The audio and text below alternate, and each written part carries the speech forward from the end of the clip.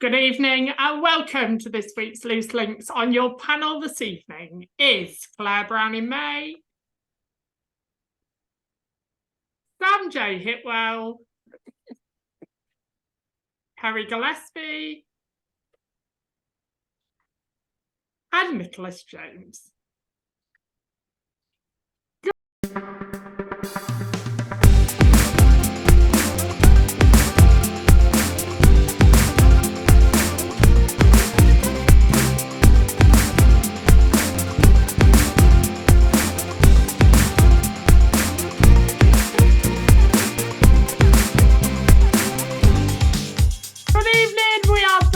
Obviously, I'll let you know why we wasn't here last week, but we talk about this evening, we talk about that famous coronation that nobody could run away from, the Kings. But did we feel part of history? And is the party in 2023 something we are first in the queue for? Also, in the celebrity dating world, there's been Taylor Swift talking about being with a new man, but is it a new man? There's a speculation that she's in a relationship, but with that speculation, we talk about friends getting involved in new relationships. Do we listen to our friends around us when we take on a new fella, man, or anything in between? And also, we finish on that big B word, ladies. Yes, we are in June, but we talk about Christmas, as it's too early to talk about, as it's already come up in press this week about the countdown and how many days it is. All that on this week's Loose.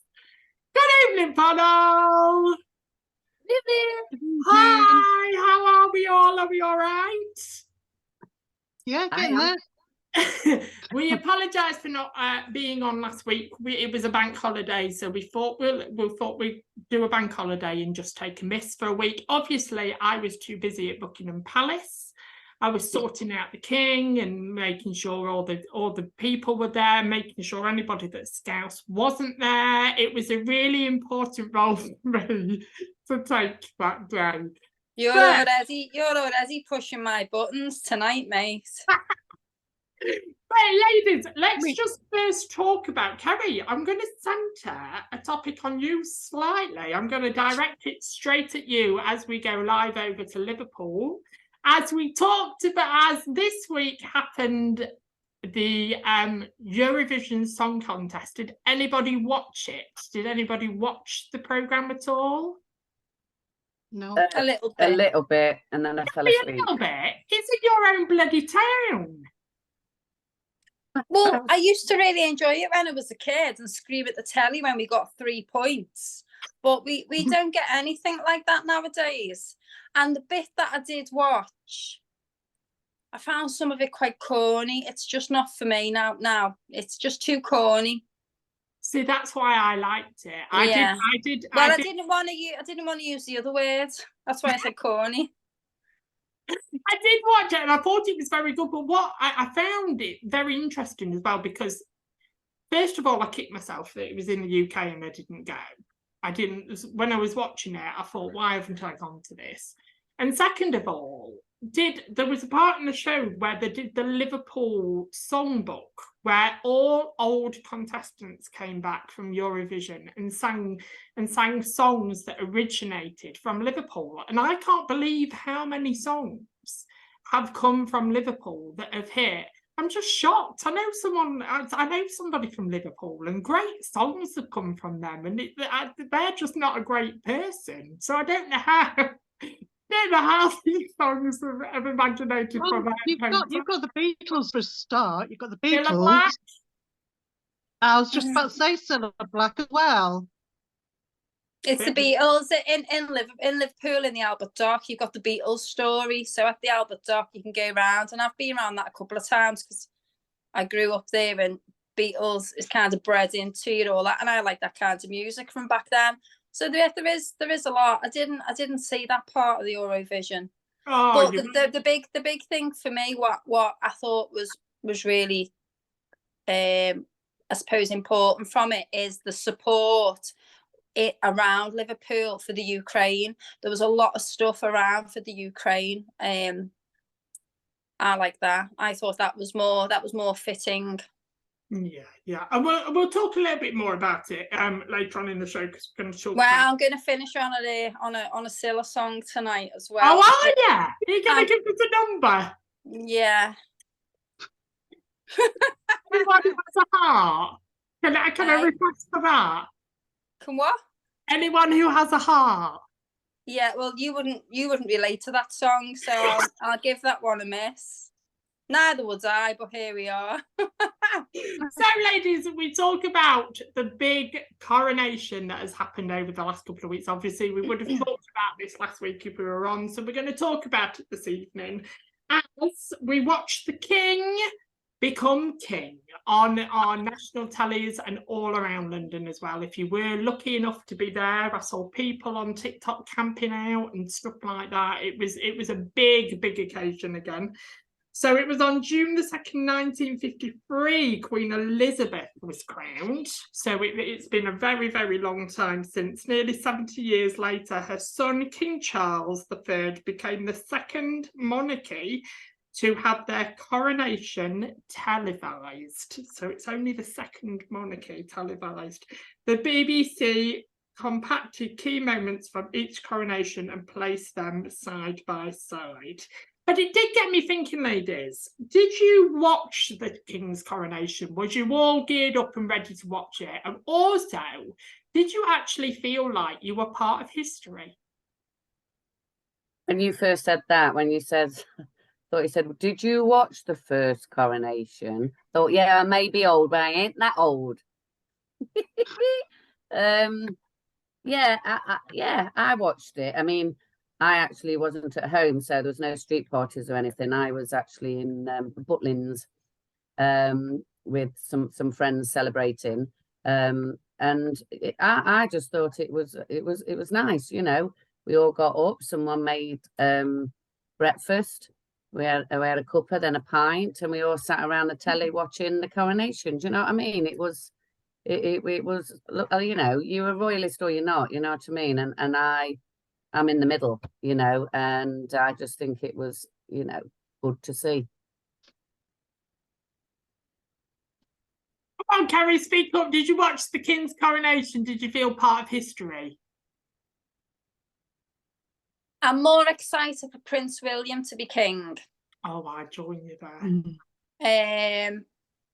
And I think that's just through everything that's happened, isn't it, with regard to the royal family over the last few years. I'm more towards William and Kate. That's what I'll enjoy, and that's what I'll take time to actually watch. I wasn't overly bothered because I preferred the Queen. You know, it's one of them. We're in a country where it's Queen and King, isn't it? So I just preferred the Queen. I didn't really, yeah.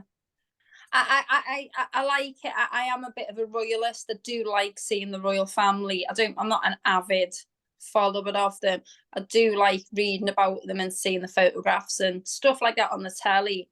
But it wasn't an overall big thing for me. I think the only thing which was a bit disrespectful with the what's it called, people, God, my brain's gone dead, the ones who were there and didn't like it, and were, what's the word I'm thinking of, the ones that got arrested. And I'm the same. I know what protesters. That's the word. Oh, Carrie, that's the only thing. Me now. Can you get on with your story? I'm trying to. Protesters, you know, everyone, each to their own. People, like Claire just said, you're royalist or you're not. But for me, the way I see it is, I look at a number of different things. You know, people had it in the forces. You're serving king, queen, and country. So for people to protest against, just have a dislike, but just have a little bit of respect to what you're doing, because there's people that are fighting for the country when they need to, and it's in the country where you're born and bred. What about you, Sam? Are you a bit of a royalist, or did you just see it as a normal day? Not really, no. I mean, I didn't watch the coronation. I mean, like Carrie, I'm more looking forward to when it's William and Kate's turn. But no, I didn't watch it. I just carried on as normal. But did you We think got a we bank don't- holiday. We got a bank holiday out of it, didn't we? That's the most exciting part of it for some me. of us got a bank holiday, some of us. But what I want to say is though, do you think we didn't watch it? We wasn't as rushed into our TVs, even if we don't like Charles, actually. So what I'm trying to say is that I feel like we've had a lot of celebrations in a space of 10 years that should have been in a space of 10 years that have happened like in 2 months.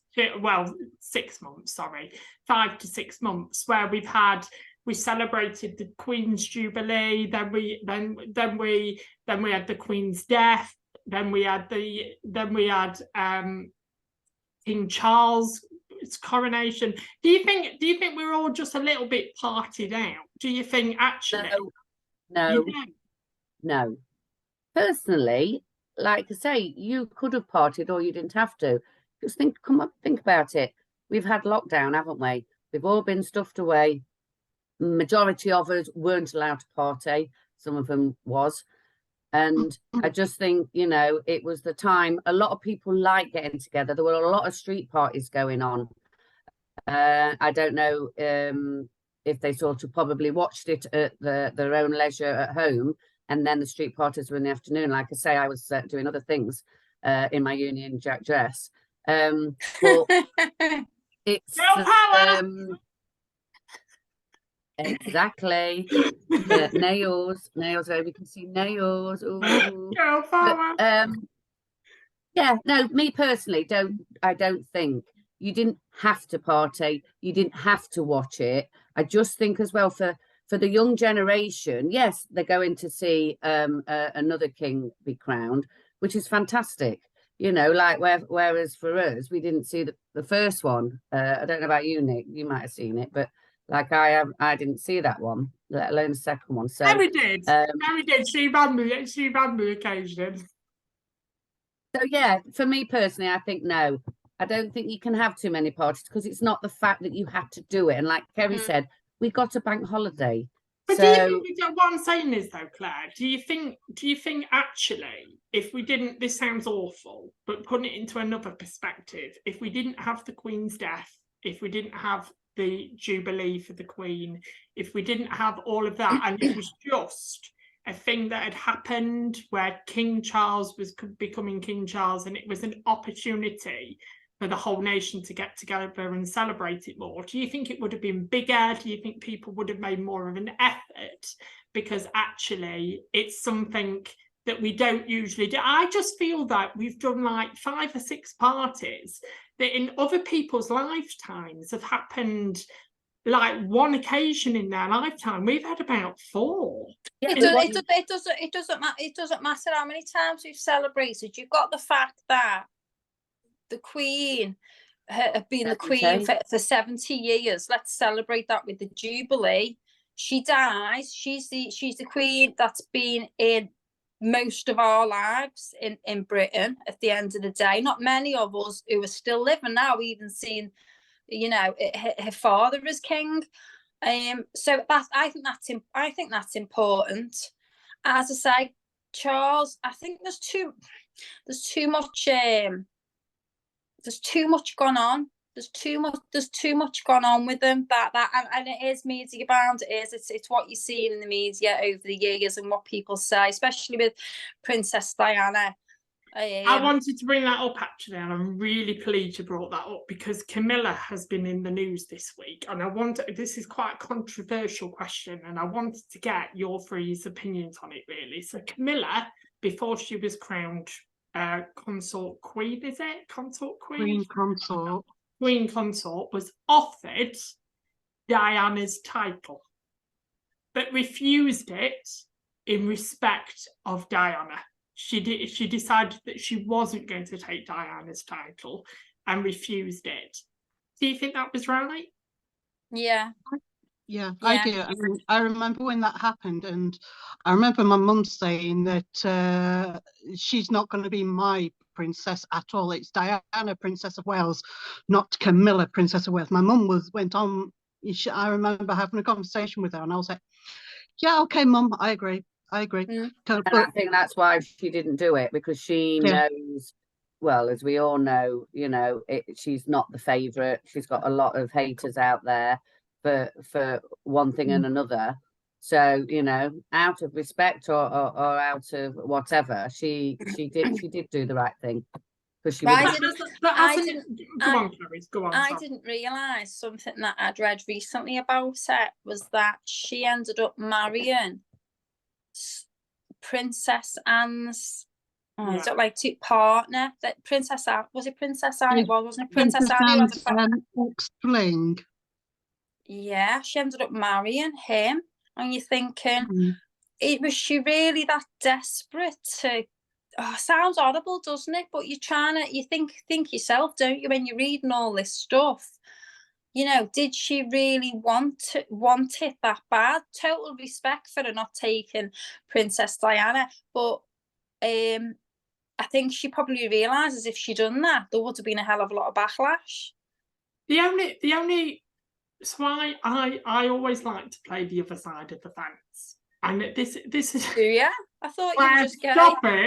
Stop it! I saw that very right, just take Diana out of it, because I am a Diana fan. I've always got to see from all angles on this show. So, are we too harsh on Camilla?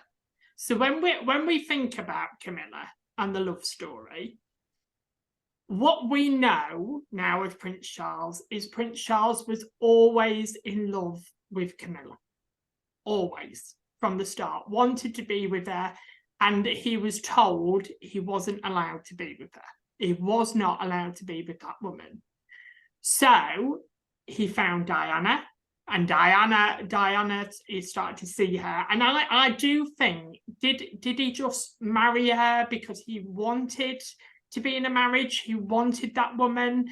Did it? Are we just too harsh on Camilla? I bet he had to marry her. Sorry, Sam. Yeah, and I think it's because yeah, go on. No, you go. I actually watched a video about this, and they're saying that because he was in his early 30s when he got married, it was considered a bit late to be getting married and to be, you know, having children and that. And apparently they chose Diana because she was kind of, you know, quiet and wasn't going to be one to be, but was one that they could manipulate or whatever.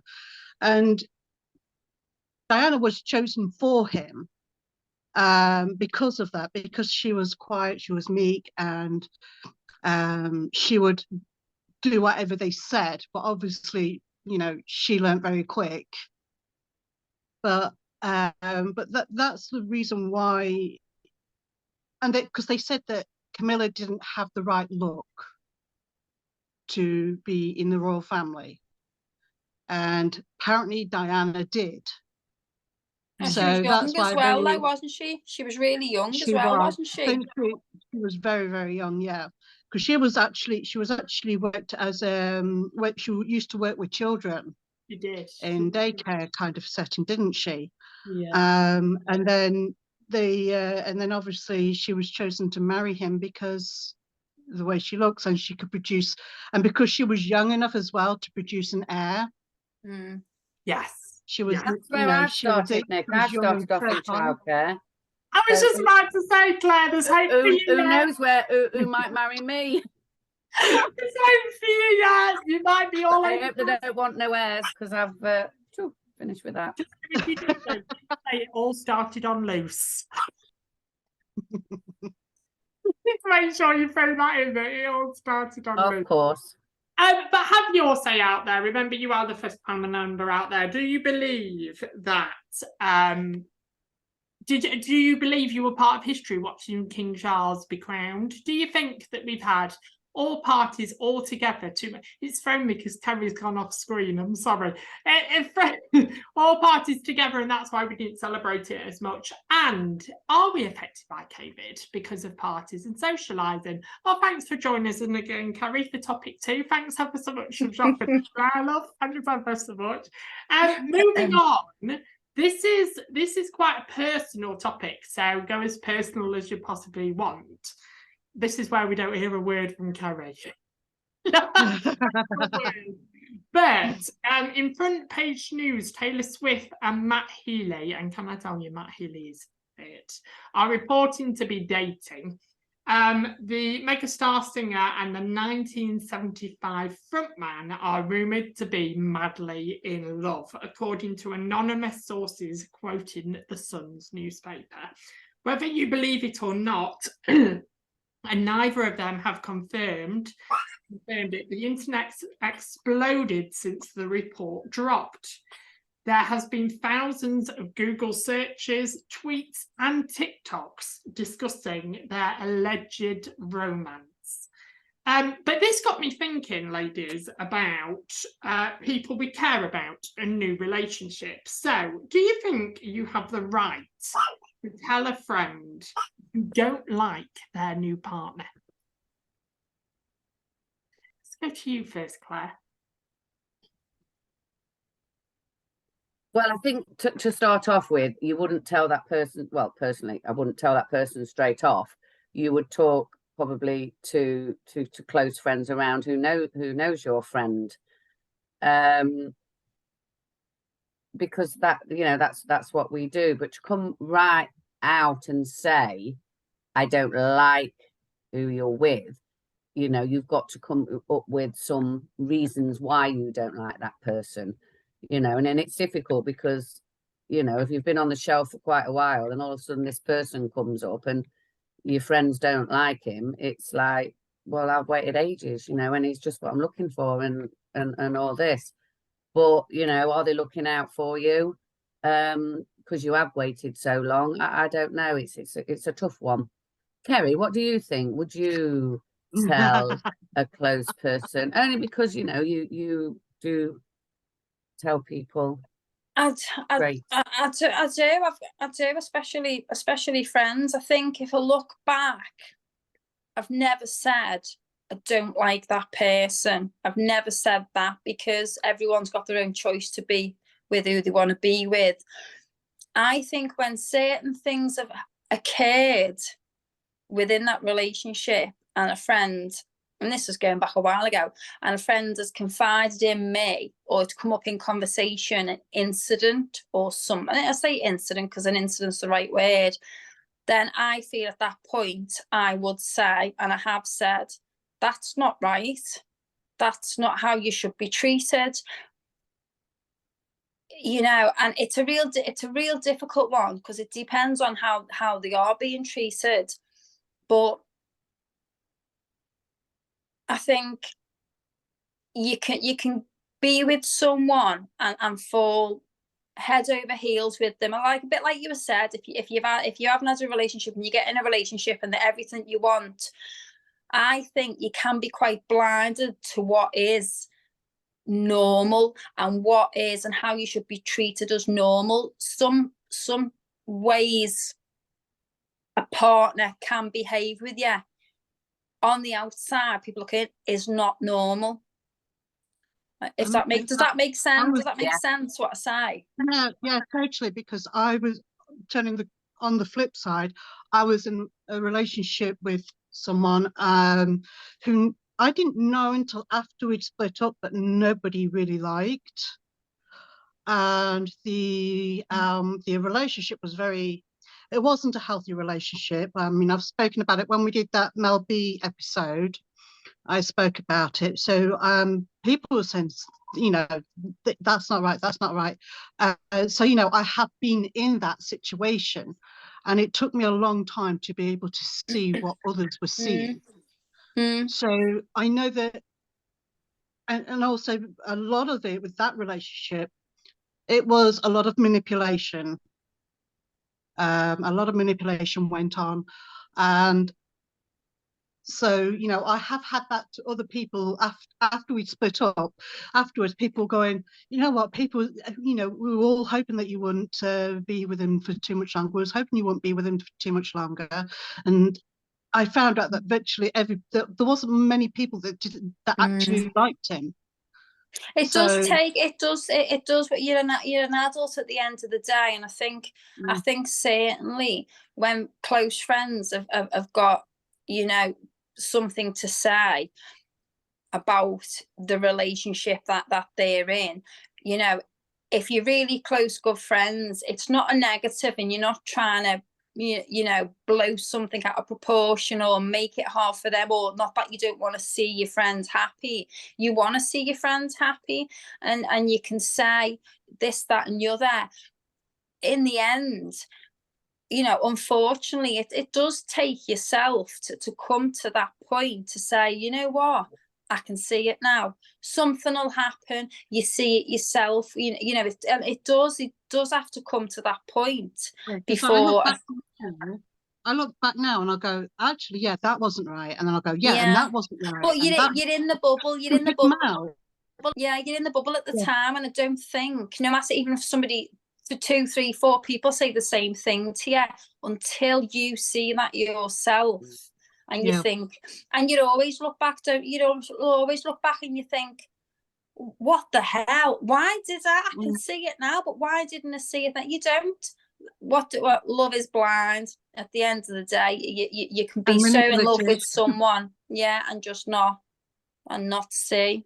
But do you think it's important to get friends' opinions? Do you almost feel like when you are in a relationship that you're almost like getting your friends' approval as well as your own approval in your own sort of mind? Do you know what I mean? Because when I think about love now in my 30s, not necessarily in my 20s. In my 20s, it was, I don't know, I was a mess. I was just a mess. So and now in my 30s in love, I think they become part of your world, don't they? You want people to like them. You want, this is the person I've chosen.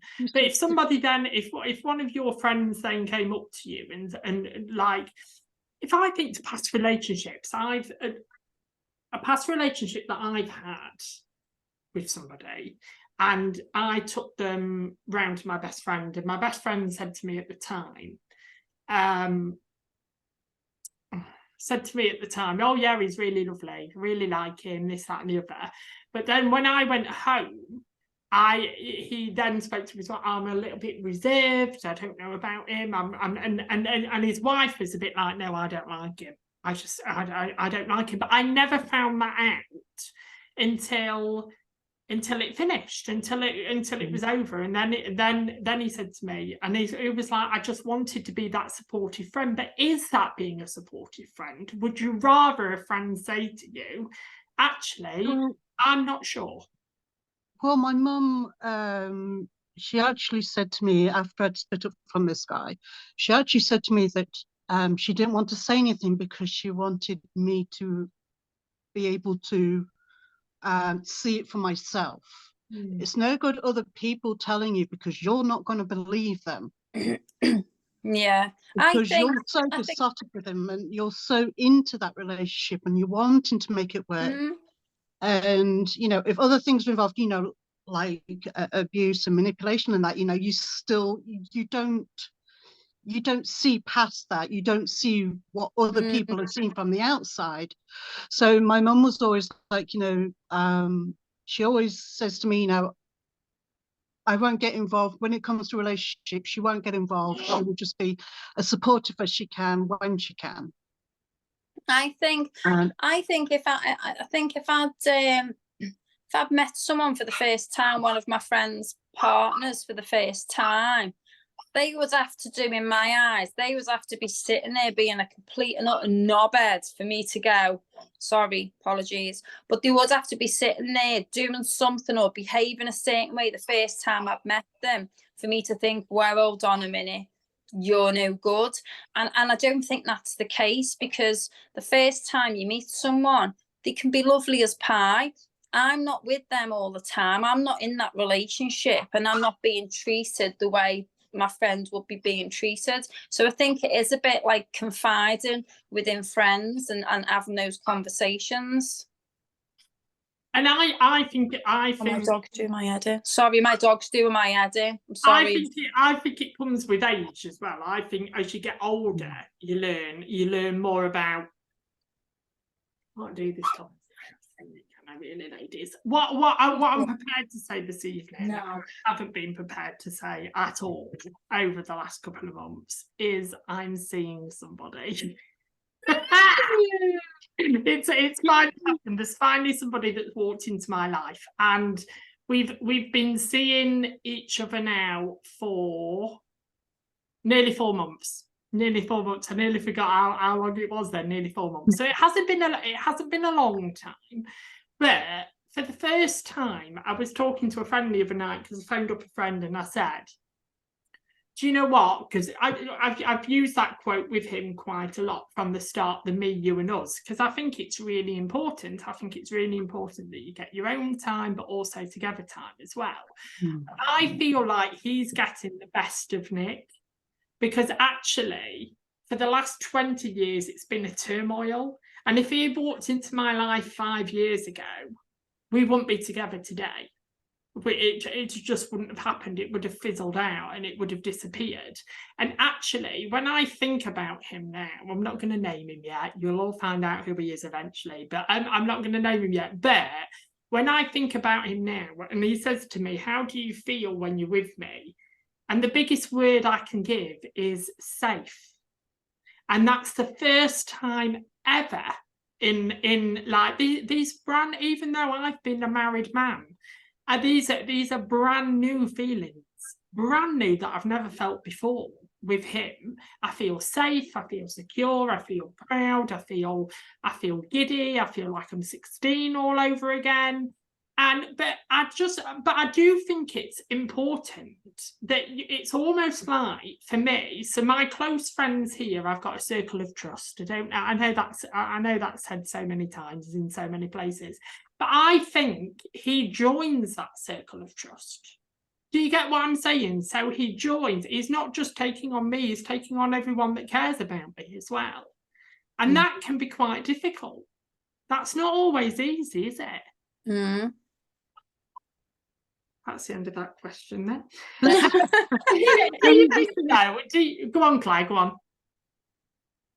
No, I'm getting what you're saying. And like, you know, when you say you're different in your 20s to your 30s, you know, you've had experience of what's happened in the past.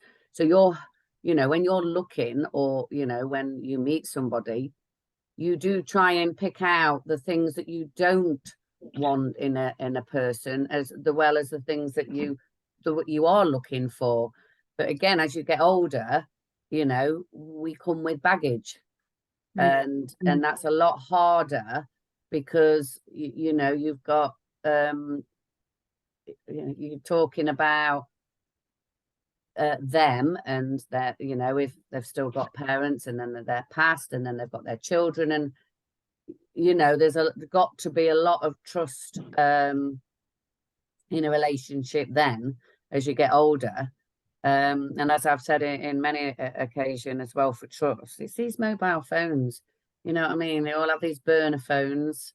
I think you had one, didn't you, Nick, one time? I had a work phone, Claire. You had a burner phone. And yeah, for me, it is trust. You know, I don't know if that's why I've been on my own for so long. But yeah, there's a lot of shady characters out there, and it's trusting them.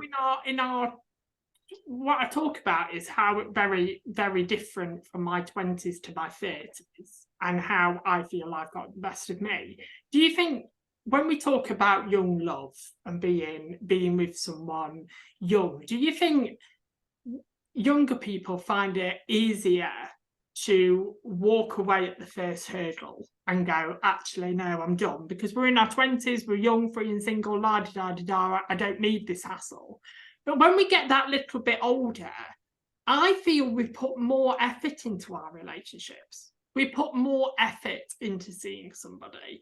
And yes, we fall out, but we don't walk away when we fall out. We keep trying. Do you think it changes a little bit as we get older on relationships and seeing someone?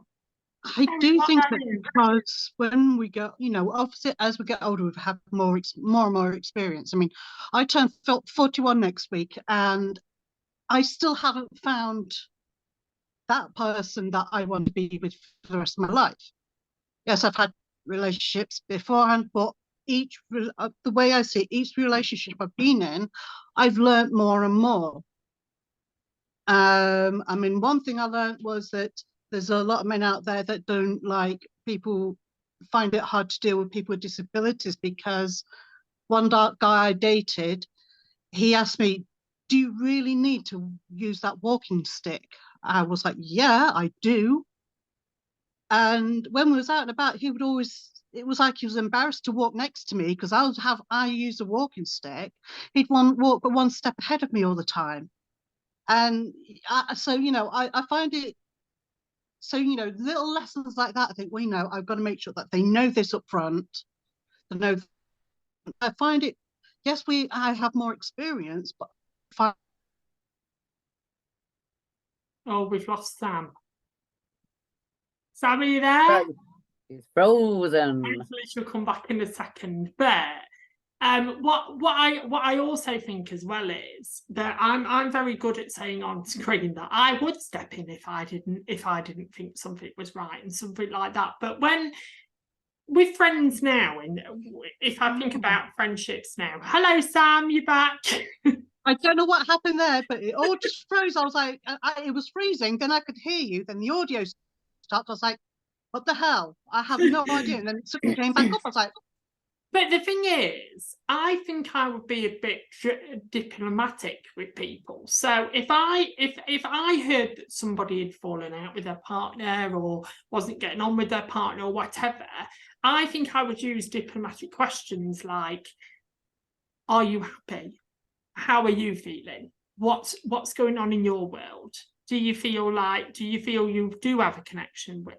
Do you feel that? Because I would be a bit dramatic. I wouldn't be like, no, he's not right for you. I'm sorry. I'm really sorry. He's not right for you. Get rid. But because the thing is, we don't know anybody's journey, do we? Of love. We can tell our friends how we feel and stuff like that, but we don't walk their journey, do we? So do you think? My next question is: do you think you would step in if you didn't see something right? So say like you were all on a big night out and you saw a big incident between a friend and a partner. Would you go round the next day to that friend's house and go, do you know that wasn't right? Do you know I'm really not happy with that and that wasn't right? Would you? Because is that in the name of love? Again, I don't think I would say that's not right. Like, say, given sort of your opinion, you sort of phrase it like, was you okay last night? Yeah, or are you okay after last night? Yeah, I heard what he said, or I heard saw what he did. Were you okay with that? Sort of, rather than, well, I don't like that because this person might, like you say, would be besotted.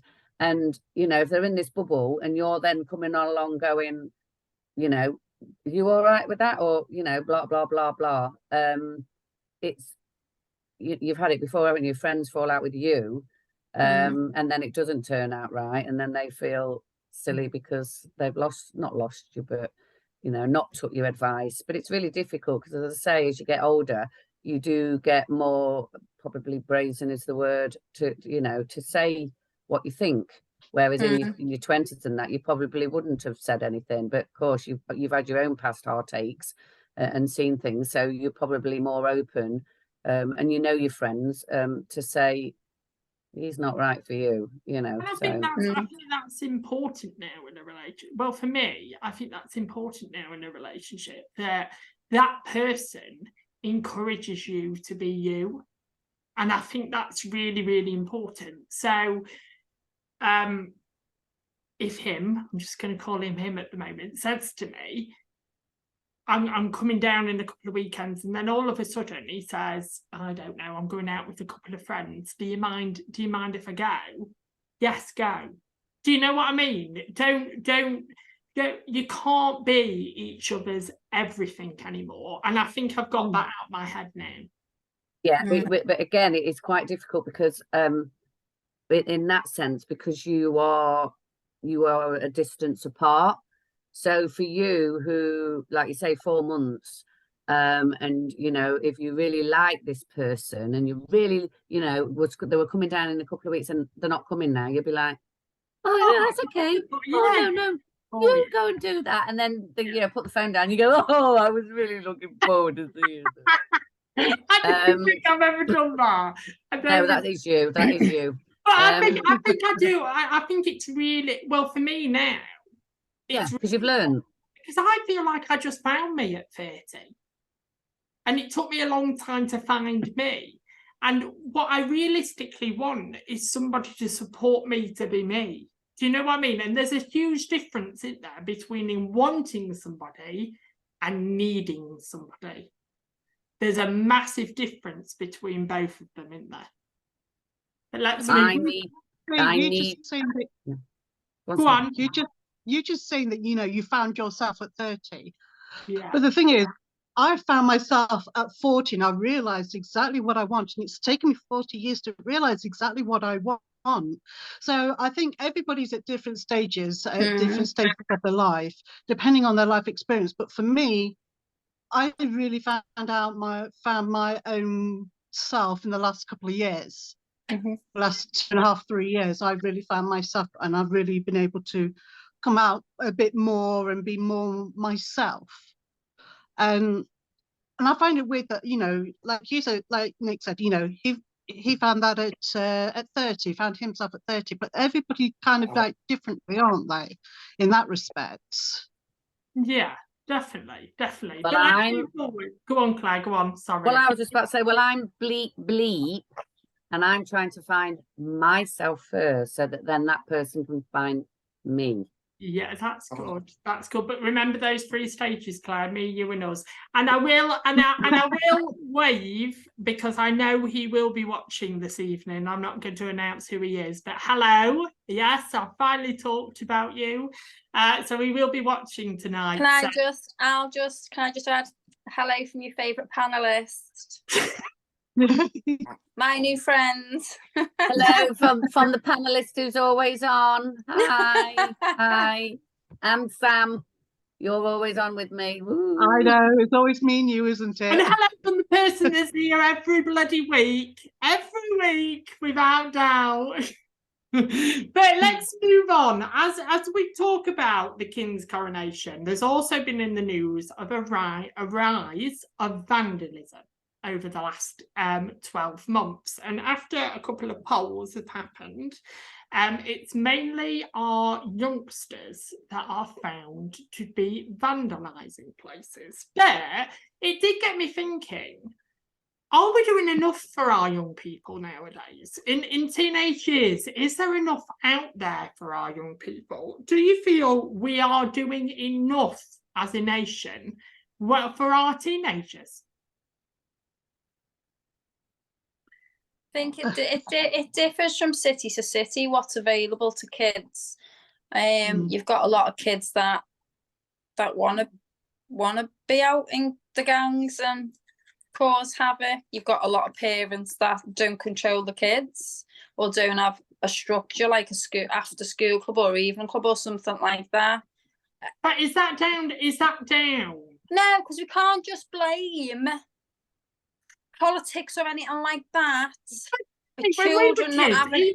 even when I was a kid, there was these places you could go to after school where there was a community, where there was a tuck shop, where all the children all that. I think all of that's gone. Yeah, all that's phased out. What you've got now, and the problem that you've got now is what is available. You pay for it. Not everybody can pay for places for the kids to go and enjoy themselves or do something. That's where it's failing. There's not enough free. I'm going to argue with you then. Can we possibly then blame our teenagers for doing what they're doing? Yes, of course. Yeah. Yes, there's nothing out there for them. Yes, What we the can. hell are they going to do? You can, Yeah, but- you can be. I'm being funny. Of course you can, because in some respects, Nicholas, you know right from bloody wrong. I would say when I was a kid, you used to have the local church round the corner where we could go to, like you say. They had a little pool table, little games thing. They had loads of things out there to do, little tuck shop. It'd be great to have something like that. They only have things like that now for like little ones, don't they? Primary school age, I think, not the senior school kids. There definitely needs to be something there. But on the other hand, you know, you've got kids that go out and break stuff, damage stuff, graffiti stuff. They know it's wrong what they're doing. They know, because they're bored.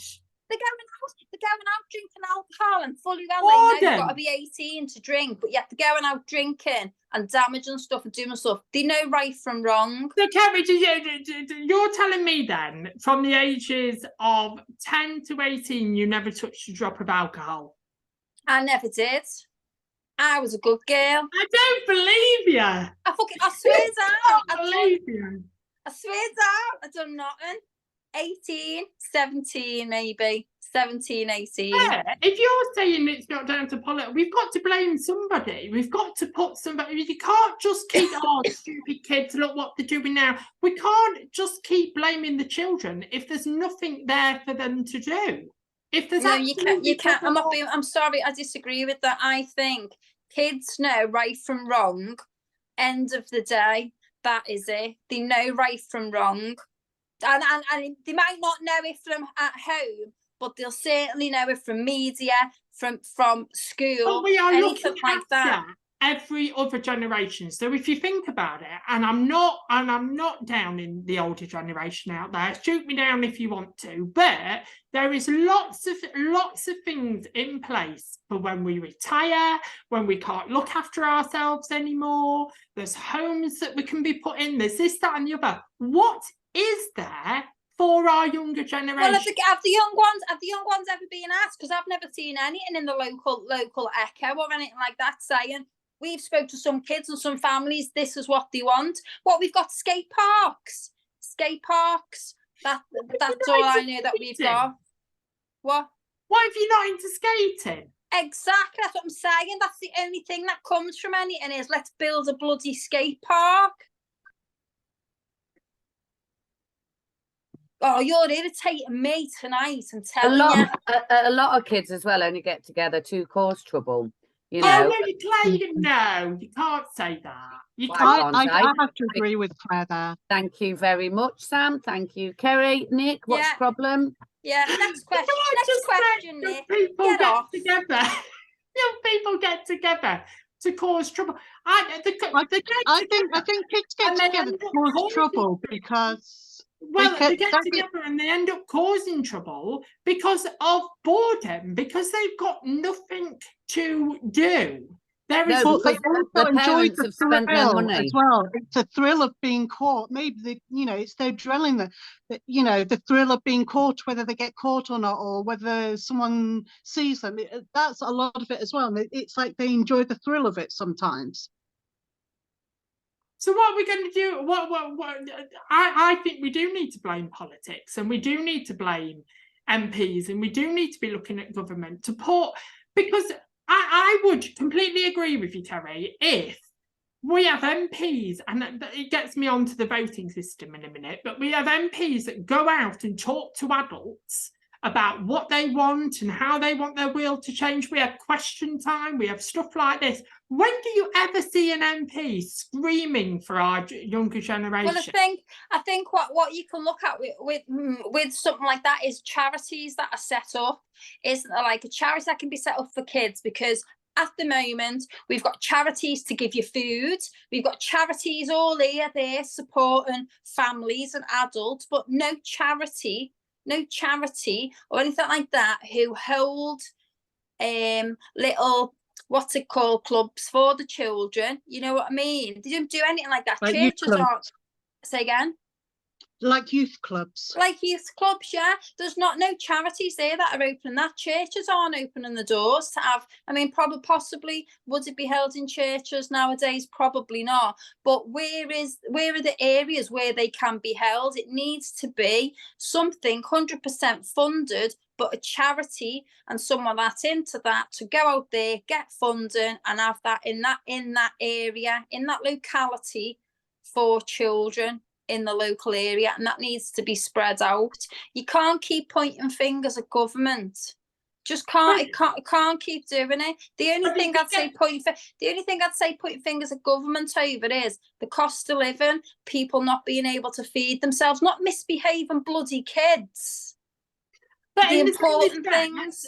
Let's go to that, because that leads me on to my third question, and I'll give an example of how I've seen it. So I'm part of a local church. I'm not going to say which church, but the biggest thing that we've ever had, the biggest argument that we've ever had in church is generation. So what I mean by generation is the young people are doing stuff in church and the older people don't like it, and the younger people don't like the older people moaning about it. Why aren't we just getting to, can you remember there was a program on, and I can't remember what it was called, but these young children went into a nursing home and they supported and they stayed together, and both generations sort of clicked and it worked, and it was an experiment. But all we seem to have in the year of 2023 is blame culture. That's all we seem to have. Well, the kids nowadays, the this, that, and the other, they don't know what they do. How do they even stand a chance? How do they even stand a chance? Somebody's on his soapbox. Somebody's on his soapbox. I'm 32 and I'm well. No. And you're talking like you're in your 70s back in my day. But how do they stand a chance when all we do is moan about them? So what do you do? Go on, Nick. What are you going to put forward to do for these young ones? Well, I tell you what I do, because it used to wind me up some at Chronic in town. So you know these people. I've always acted older than I really am. I've always been a kid like that. A bit weird. But I used to walk through town with my mum, and these people that stand. Excuse me, have you got 2 minutes? Excuse me, have you got 2 minutes? And I used to walk past with my mum, and I used to go, Mum, why don't they ask me if I've got 2 minutes? Well, I feel like I'm being completely ignored. Like, so now at 32 years old, I won't give them the flipping time of day when they say to me, have you got 2 minutes? Yeah, but I'm not being funny. I think the generation today, if they said you got 2 minutes, you know what I mean? You know, and then that's why they don't get asked, because they'll just get a gobful. Vicky Pollard springs to mind then. Yes. Yeah. I was watching a video of it the other day actually, and it was absolutely, it couldn't be aired or broadcast now, but absolutely hilarious. Kevin and Perry. Yeah. Ladies, I'm taking you all for an adventure. We're all going for a day out to a wedding. We're all going to a friend's wedding, right? So the invitation arrives, we all get excited, we all text each other, we start a WhatsApp group saying we're all going to the wedding, everything's organised, all sorted. And then at the end of the invitation, it says no children allowed. So do you think it's right to say no children are allowed at an event where you are inviting close people in your life? Oh, go on, Claire.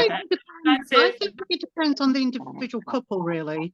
I mean, it just depends on whether they're more inclined to be to want to be around children or whether they're not. But to me, I would respect that. If they don't want children at their wedding, I would respect it, because I know how bored children can get at weddings, and they start playing up and they start doing this, that, and the other, and all of that, and they can be distracting. So yeah, I can understand why people would say no children at weddings, because it's hard to keep them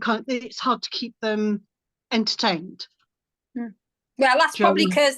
because when the wedding's in the church, you haven't got a kids club on at the same time. Put the kids in, have the.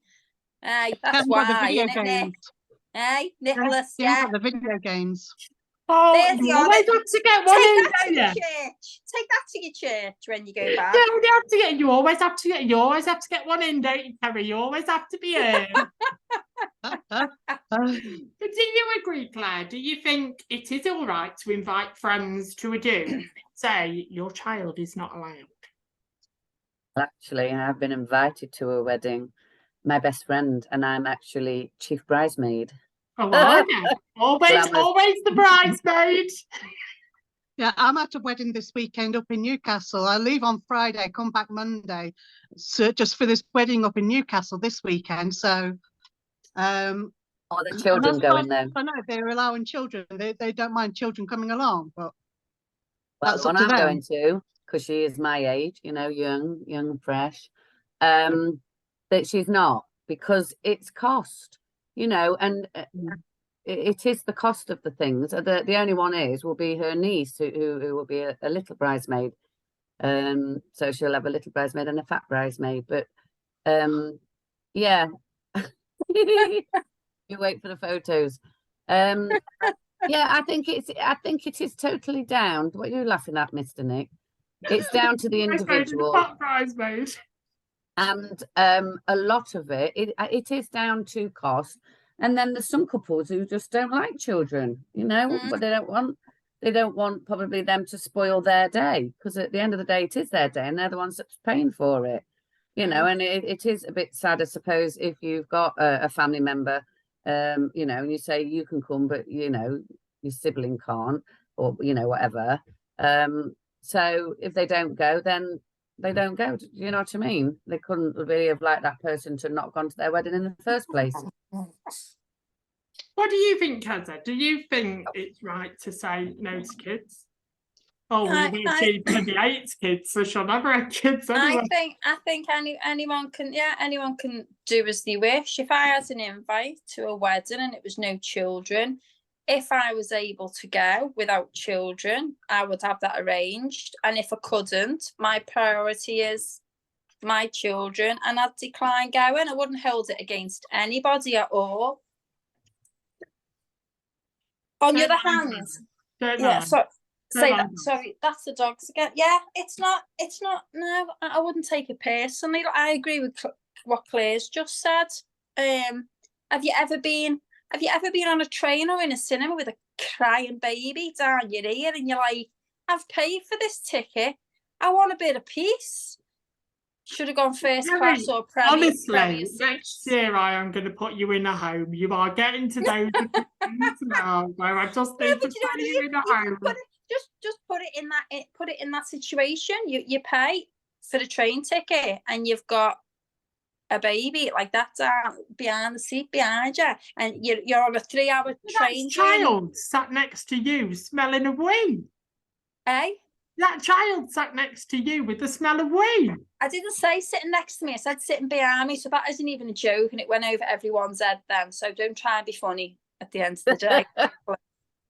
So do you agree on, though, now, as you know, Saga, as I'm sending Carry On Saga next year for a first Saga is a well-known holiday for no children allowed. Would you go on a child-free holiday? Yes. I think I would, yeah. What about you, Kerry? Would you go on a child-free holiday? Yeah. Hold on a minute. Oh, hi. Just one sec. Sorry, apologies. I've got a child. Yeah. Would you go on a child-free holiday? No, well, personally, like I say, you know, I've got grown-up children now, you know, and I've been on family holidays and things like that.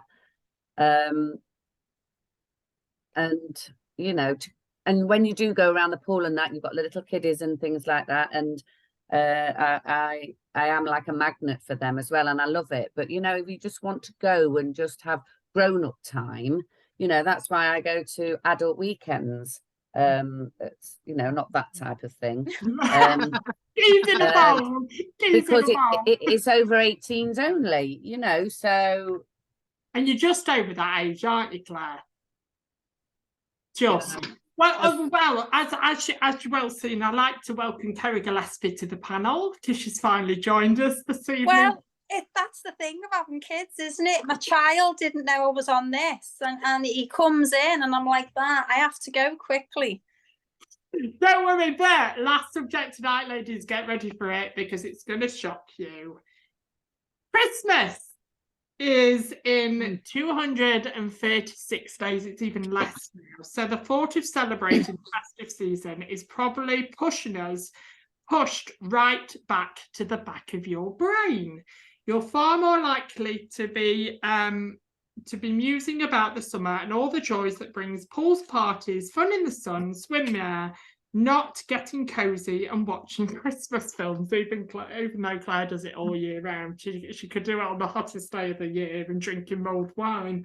But one Christmas obsessive has already put up her Christmas decorations prepared for the big day. And it's safe to say they are all suitable. The superfan who posts on TikTok, it's Christmas time all year, that's what they're called, is already prepared for the winter celebrations and has Christmas decorations and pajamas and has everything prepared for Christmas dinner. Ladies, when someone talks to you, even talks to you in the month of June about Christmas, how do you feel? Well, first of all, it's not June. We are still in May. I know, I keep thinking we're in June. It's because I've got You leave. said that earlier as well in the beginning. We're in June. I'm going, no, we're in May still. No, we're in May. May. We're in May. I'm thinking about Christmas, Sam. You're trying to get my birthday, aren't you? Yeah, I'm trying to think You're about trying to get my birthday, so therefore I miss a birthday. I don't age another year. So, how do we feel about it?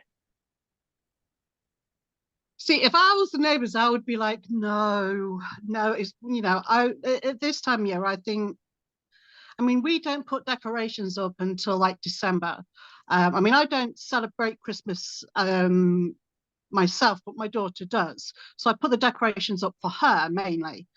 But in May, I'm like, no, I can't get behind that, I'm afraid. Everyone to their own. If they're happy with that, jog on with it, because who's it harming? If they want decorations, the neighbours whose light is good, the neighbours whose window the lights are beaming through. Yeah, but if they're beaming through, then shut your curtains. You know what I mean? I'm a bit of bar humbug though at Christmas. Bar humbug all year round, let alone in May. Because the thing is, as you know, I go to church and I'm a Christian, and I like Advent, which is before Christmas, the month before Christmas, and I love Advent. And I think I blame my blood father really for hating Christmas, because he did it massively for us as a kid. Like, it was bloody Santa's grotto, and it was amazing every year. Like, there were singing things that walked past. It was covered in decorations, and now that's really put me off as an adult. Like, I put up my mum's the same, and she still does it, and it's just like they'll go to hers and there's lots of lights flying all over, things whizzing around, music playing everywhere, and there's this like Santa that comes up to here on me and at the front door. So when you open the door, the Santa starts dancing and singing jingle bells to you, and I'm like, my worst nightmare. A horror film. But the other thing that worries me about Advent is we have 4 candles that represent Mary, that represent 4 areas of Advent. But when that first candle's lit, I'm like, I haven't started Christmas shopping. I've not started yet. I've not bought any presents. I've not bought any wrapping paper. I just stress about it.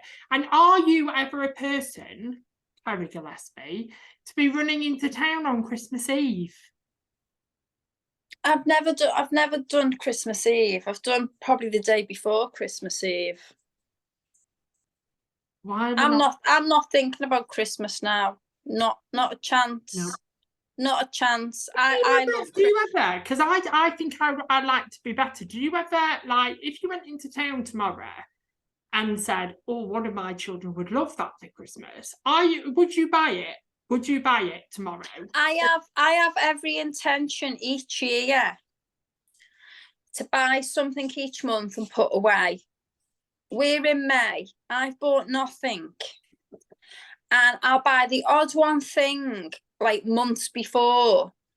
And I will guarantee I will misplace it. I will not find it. I'll forget I've bought it. And I find it after Christmas. I go, well, here you go. I forgot I bought that. It's not wrapped, but it was I've done that loads of times. Loads of times. I've done that, where I've brought something and I know where it is. Right, that's for Christmas for so-and-so. But then you've got like from January to Christmas, but they've got a birthday in between. So you might think, oh, it's so-and-so's birthday. Oh, I'll give them that. And then they've had that. And then you've got to still buy them again for Christmas. So, but Christmas is all the wrong thing. Nick, you are a Christian. You go to church. And we stress so much about buying things that, like you say, half the time the people don't like them anyway. And I haven't got the money this year, so you'll just get a postcard with me on. Hey, happy Christmas. Next to your tiny bridesmaid. Well, stand next to my tiny bridesmaid. Wait, you just wait. Yeah, little and large. Ladies, that brings us to the end of this week's Loose Links. Thank you ever so much for tuning in. We are here now right until the end of July. Our last show, I'm giving the panel time off for August to go and have their summer holidays. You've got 4 weeks, ladies, so make sure you get your summer holidays in August. My birthday. Yeah, birthdays as well, as Claire hits 96, so we will be celebrating that well and truly. Don't worry, because you'll never get to that age, so I think I've done well. If he carries on, he probably won't get to his next birthday, will he, Claire? No. You don't mind that this evening, the girl that's always drinking mulled wine, that's Claire Brown in May. The one with the golden star is Sam J. Hitwell. And the part-time panellist was Kerry Gillespie. Join us next week, same time, same place. Have a lot of loose fun and we'll see you next week. See you soon. Bye-bye. Bye.